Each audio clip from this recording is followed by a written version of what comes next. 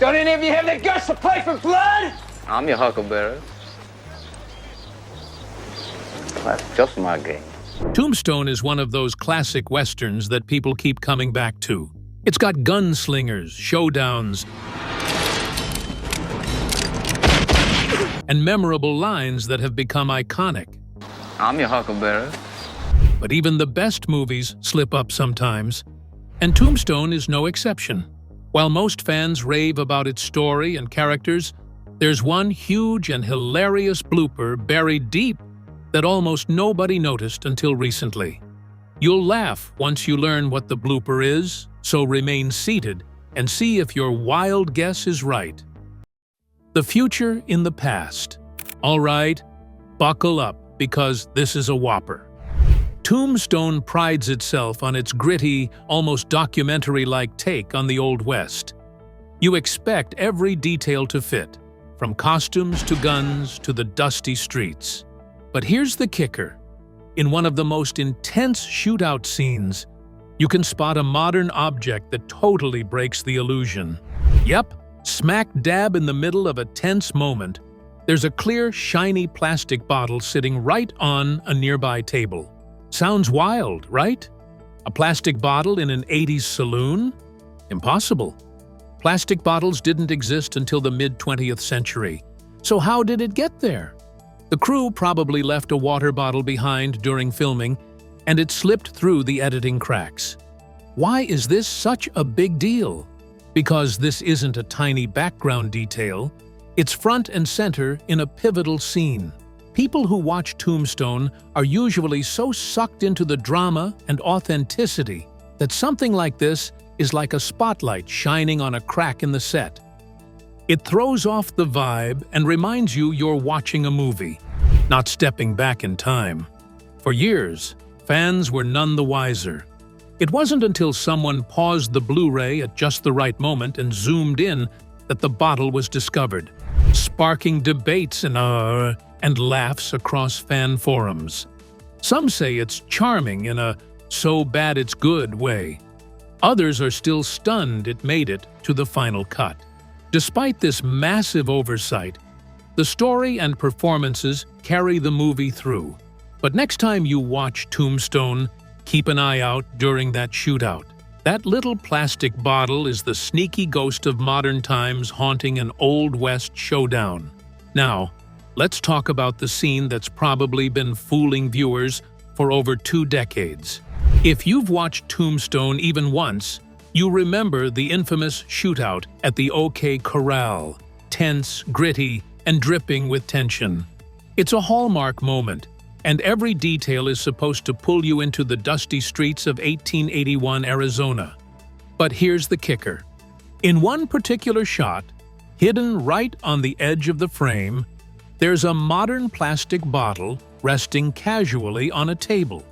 Yep, a shiny, clear plastic bottle, something totally out of place in the Old West. You might think, how on earth did that get there? Well, it's pretty simple. When the crew was filming, someone probably left their water bottle on set, and it ended up in the background during the shootout. This is the kind of thing you'd expect a dozen editors or continuity experts to catch, but somehow, it slipped right through all the post-production checks. Now, if you're wondering why this is such a big deal, here's the scoop. Tombstone is famous for its dedication to period accuracy, at least on the surface. The costumes, the guns, the sets, they all scream 80s. So when a perfectly modern plastic water bottle shows up, it's like a neon sign flashing, "This is a movie." For fans deeply invested in the authenticity, this kind of mistake can feel jarring. It pulls you right out of the dusty atmosphere and makes you aware you're watching actors on a soundstage, not witnessing history. Interestingly, this blooper went unnoticed by the vast majority of the audience for years. It wasn't until someone took the time to pause the movie on a high-definition Blu-ray release and zoomed in on the background during the shootout that the bottle was discovered. From there, it became a viral sensation on fan forums and social media. People were shocked, amused, and a bit embarrassed for the filmmakers. Some joked that the bottle was the true sixth shooter in the OK Corral shootout. Film bloopers like this aren't unheard of, but what makes this one stand out is how blatant it is in such a critical scene.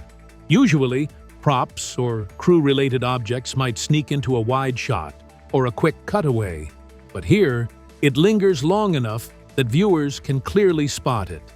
That's why it earned the nickname, the huge blooper nobody noticed until now. It's a fascinating example of how even big-budget movies with top-notch crews can still slip up. Let's take a quick dive into the historical side to see why this is so glaring. Plastic bottles, as we know them today, simply didn't exist in the late 19th century.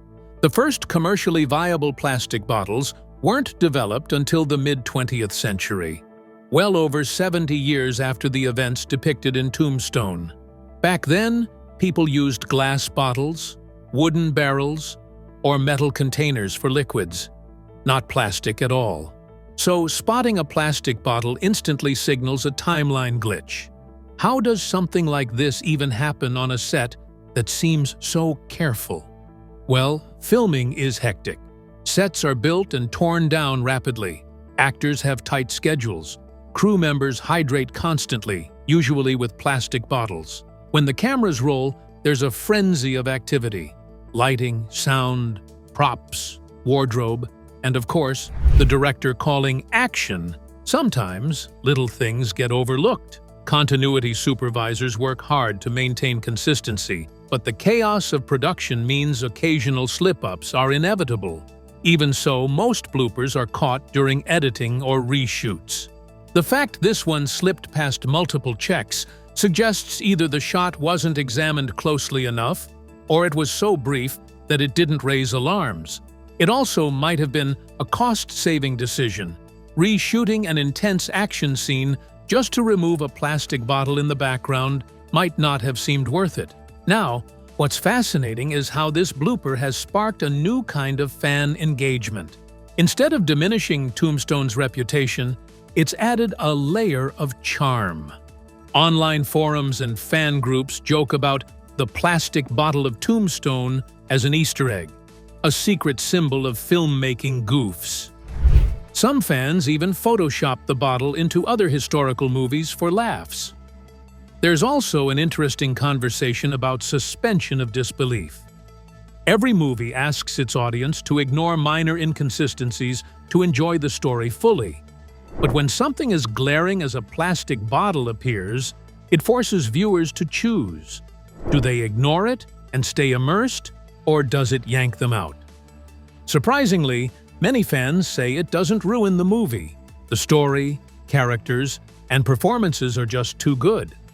But it definitely makes you chuckle when you spot it.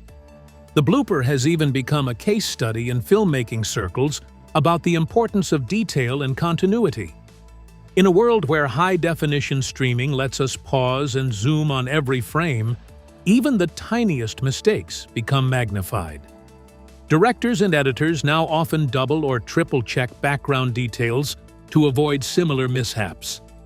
Even the most carefully crafted films can have unintentional, hilarious mistakes that only eagle-eyed viewers uncover years later. The plastic bottle in Tombstone is more than just a mistake.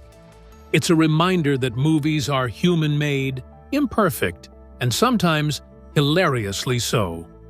Next time you watch Tombstone, maybe grab a snack, pause at that shootout, and see if you can spot the modern outlaw lurking in the background. Now that we've uncovered the giant plastic bottle mishap, you might think that's the only goof in Tombstone.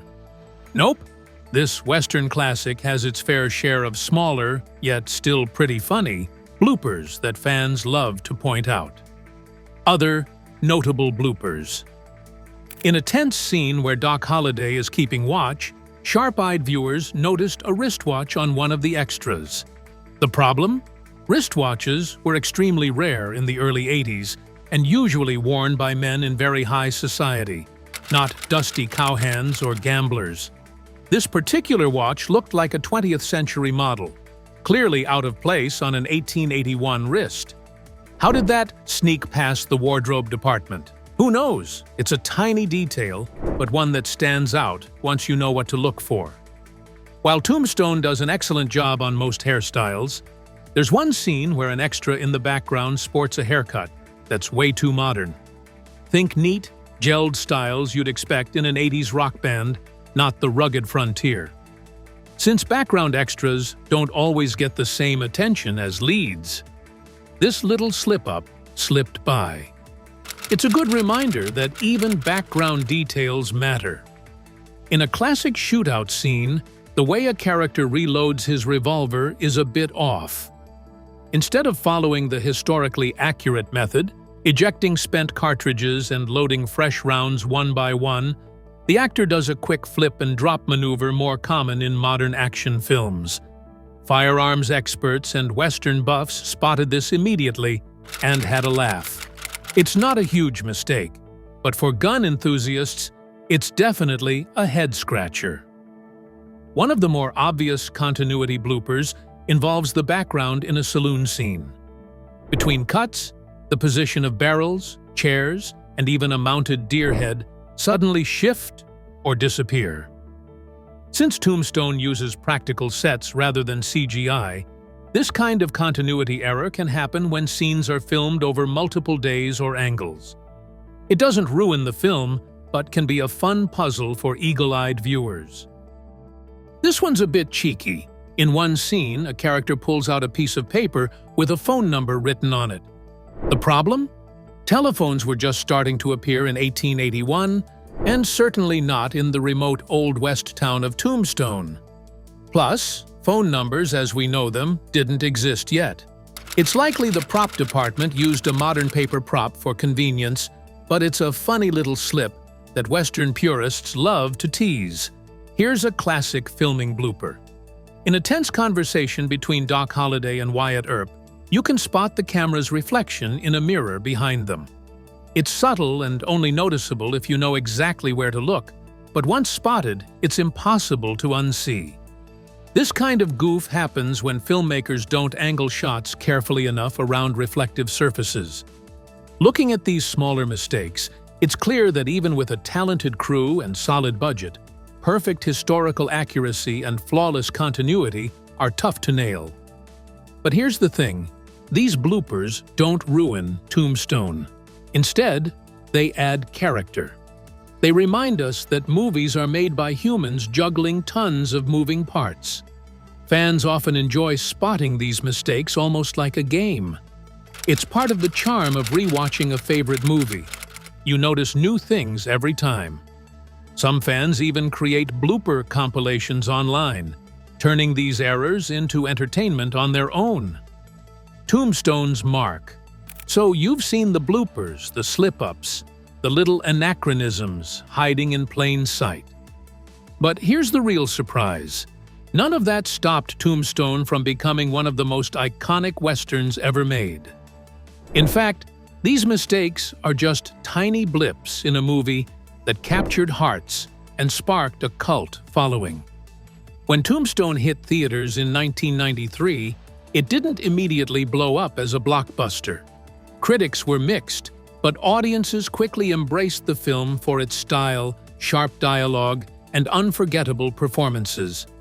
Val Kilmer's portrayal of Doc Holliday, in particular, is still considered one of the greatest Western performances of all time. Charismatic, sharp-tongued, and utterly compelling. His famous line, "I'm your huckleberry," became a pop culture staple overnight. What really set Tombstone apart was how it balanced gritty realism with entertaining flair. It wasn't trying to be a documentary. It was a high-energy, character-driven story full of swagger, tension, and memorable moments. The shootouts, the witty banter, the deep camaraderie between Wyatt Earp and his brothers, all combined to make the movie irresistibly watchable. Over the years, Tombstone grew beyond just a movie. It became a cultural touchstone for fans of the Western genre and even those who don't usually watch Westerns. It influenced countless films and TV shows that followed, setting a standard for how to blend history with Hollywood drama. The film also sparked renewed interest in the real Tombstone, Arizona. Tourism boomed as fans flocked to the town to walk the streets where history and legend collided. That's a powerful legacy for any film, to inspire real-world exploration and curiosity. And despite the plastic bottle and other bloopers, Tombstone remains beloved because it's about more than just accuracy.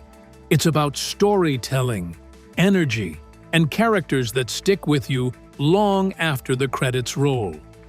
The occasional mistake becomes part of its charm, a reminder that even great films have human moments. Nowadays, Tombstone enjoys a strong presence on streaming platforms, Blu-ray collections, and fan conventions. It's often quoted, parodied, and celebrated. Its lines and scenes pop up in memes and social media, proving its staying power in the digital age. In fact, the movie's success helped revive interest in westerns during the 90s, a decade when the genre was seen as fading. It showed that with the right cast and story, westerns could still pack a punch and capture modern audiences' imaginations. Tombstone might have its share of bloopers, but its lasting impact on film and culture is undeniable. The Plastic Bottle is just a tiny hiccup in a roaring success story, a film that still kicks up dust and demands to be watched, debated, and loved. The plot. The movie opens with Wyatt Earp, played by Kurt Russell, rolling into the dusty boomtown of Tombstone, Arizona, with his brothers Virgil and Morgan. Wyatt's hoping to leave the violence behind and live a quieter life. But, as you probably guessed, the Old West doesn't let you settle that easily. Tombstone is a wild town, full of prospectors, gamblers, outlaws, and opportunists, all chasing their piece of the pie.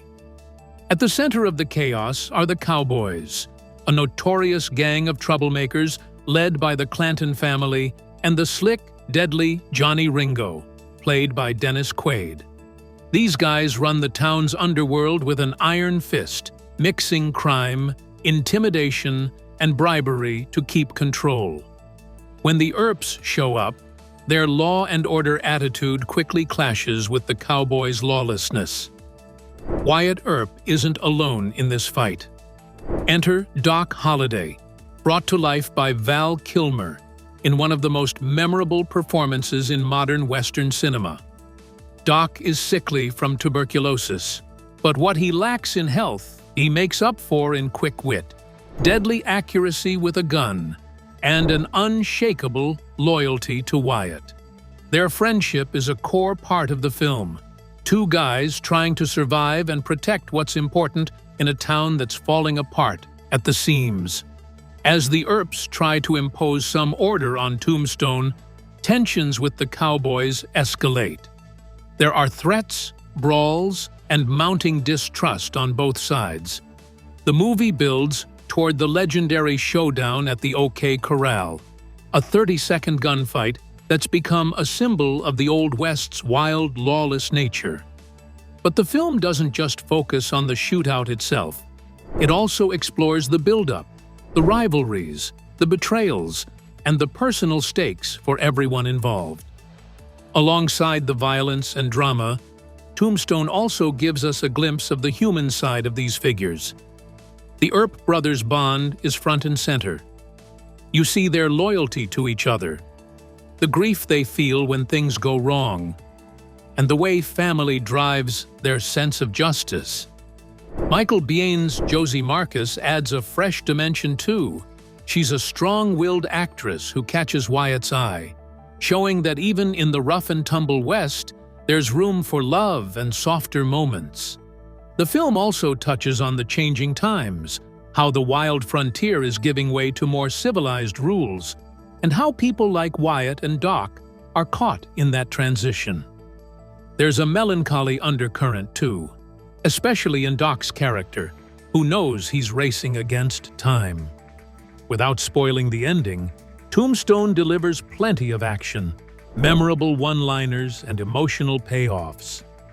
It's a story about courage in the face of chaos, the price of loyalty, and the struggle to carve out justice in a place where rules are made and broken every day.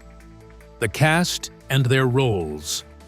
One of the biggest reasons Tombstone continues to resonate, despite its share of bloopers, is its stellar cast. These actors didn't just play characters, they inhabited them, giving us personalities so vivid that we still quote their lines, talk about their swagger, and remember their moments like they're real people. Let's break down who they were and why they worked so well together. Starting with Val Kilmer as Doc Holliday, the mercurial gunslinger with a sharp tongue and a razor wit. Kilmer didn't just act the role, he became Doc. His performance is electric, full of charm, menace, and just enough vulnerability to keep you rooting for him even when he's the deadliest man in the room. Kilmer's Doc isn't some flat caricature of a gambler and killer. He's a complex mix of loyalty, intelligence, and fatalism, dealing with tuberculosis but refusing to back down. That famous line, "I'm your huckleberry," is more than just a cool catchphrase. It's a perfect example of Kilmer's delivery, equal parts casual and loaded with meaning. Doc's scenes are magnetic because Kilmer plays him like a chess player who's always 2 steps ahead, even when the stakes are life or death. Kurt Russell as Wyatt Earp provides the steady counterbalance. Wyatt is calm, calculated, and deeply moral, but not without fire. Russell's take is less about bravado and more about quiet strength. You get the sense that Wyatt isn't just a lawman, but a man carrying heavy burdens, determined to protect his family and restore order in a wild town. Russell brings a natural charisma that makes Wyatt both a commanding presence and a relatable figure. His chemistry with Kilmer's Doc is the heart of the movie. The two men have this unspoken bond, a mix of friendship and mutual respect that fuels much of the story's tension and emotion. Sam Elliott, with his iconic voice and rugged look, takes on Virgil Earp, Wyatt's older brother and fellow lawman. Elliott's portrayal is understated, but incredibly powerful. Virgil feels like the rock of the Earp family, the one who holds things together with a steady hand and quiet determination. Elliott's voice alone adds a level of gravitas, as if he's seen 1,000 dusty trails and lived to tell the tale. His scenes have a calm authority that grounds the film, balancing the more dramatic and fiery moments. Bill Paxton's Morgan Earp brings a different energy. Morgan is younger, brash, and full of enthusiasm for the fight ahead. Paxton's performance injects a bit of youthful spirit and vulnerability into the family dynamic. Morgan's loyalty to his brothers and willingness to jump into danger add emotional weight to the story. Even in smaller moments, like his interactions with townsfolk or family, Paxton makes Morgan feel real and human, not just a side character. Dennis Quaid's Johnny Ringo stands out as a memorable antagonist. Quaid brings swagger and menace to the role, creating a villain who's not just a foil but a charismatic threat. Ringo is smooth, confident, and dangerous. You can feel the tension whenever he enters a room. Quaid gives him enough charm that you understand why people might follow him, but also enough edge to keep him firmly in the bad guy camp. His cat-and-mouse games with Doc Holliday are some of the film's best moments, crackling with tension and wit. Michael Biehn plays Captain Josephine Josie Marcus, a role that adds some much-needed heart and a touch of romance. Josie isn't just a love interest, she's a strong, independent woman who stands toe-to-toe with the Earps and outlaws alike. Biehn brings a feisty, determined energy that keeps Josie from being sidelined. Her scenes help humanize the Earps and remind us what they're fighting for beyond law and order. The supporting cast is also worth spotlighting because they bring depth to the world of Tombstone. From Powers Booth's chilling Curly Bill Brocious to Michael Rooker's rough-and-tumble Sherman McMasters, each actor gives a distinct personality that enriches the story. These aren't just extras, they're a full community of flawed, dangerous, and fascinating people living on the edge of civilization. What really makes the cast shine is their chemistry. The interactions feel natural, the banter sharp, and the tension genuine. Whether it's the calm strategy sessions between the Earp brothers or the explosive shootouts, you believe these people live and breathe this dusty frontier life. The actors play off each other effortlessly, creating moments that feel spontaneous and real, rather than scripted. Another important aspect is how the cast balances drama with moments of humor and lightness. Tombstone never takes itself too seriously, and that's thanks largely to the actors. They deliver witty lines with perfect timing and bring a bit of humanity to our every scene. This balance keeps the movie engaging, making the characters feel relatable and the story emotionally impactful. Finally, the casting choices helped redefine the Western genre for the 90s and beyond. Instead of the old-school stoic heroes and villains, Tombstone gave us characters with layers, flaws, and charisma. This fresh take attracted new audiences and showed that Westerns could still be cool, exciting, and relevant. The cast of Tombstone didn't just act their parts, they created legends.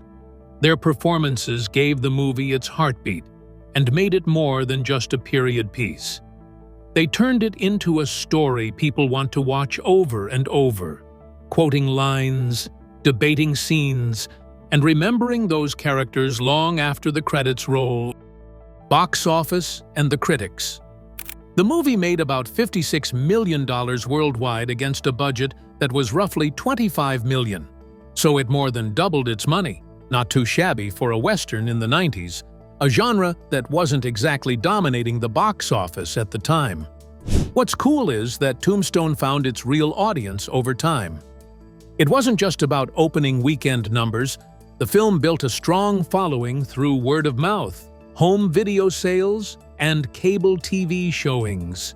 People loved coming back for that mix of action, drama, and those unforgettable lines, especially Val Kilmer's Doc Holliday stealing the spotlight. Awards-wise, Tombstone wasn't exactly a trophy magnet. Kilmer's performance got plenty of buzz, especially at the MTV Movie Awards, where he was nominated for Best Male Performance and Most Desirable Male, a nod to how his Doc Holliday really captured the audience's imagination. However, the film didn't rack up many major awards beyond that. No Oscars, no Golden Globes, but honestly, it didn't need them. Its cult status and steady fan love proved that sometimes the best recognition comes from the viewers, not just the critics or award shows. All in all, Tombstone did solid business, gained loyal fans, and left a mark on the Western genre, proving you don't have to be a box office smash or award-winning to become a classic. But how did the critics react to Tombstone back in the day?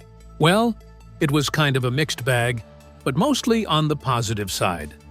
Rotten Tomatoes shows that about 76% of critics gave the movie a thumbs up, with an average score just over 6 out of 10. The site's summary basically says, if you're in the mood for a stylish, modern Western with a solid story and a killer cast, Tombstone is definitely your huckleberry. After its 1993 release, the movie earned some serious praise. True West magazine even called it one of the 5 greatest Westerns ever made.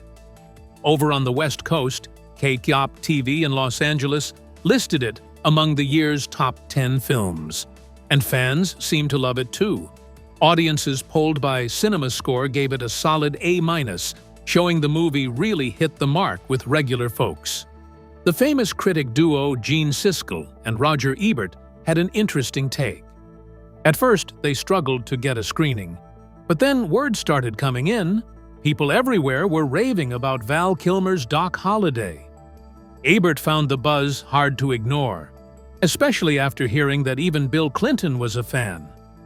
Eventually, Ebert gave Tombstone his recommendation, though Siskel wasn't quite as sold. Ebert kept bringing up Tombstone in later reviews too. He compared it favorably to Kevin Costner's Wyatt Earp and praised Kilmer's performance as the definitive saloon cowboy of modern cinema.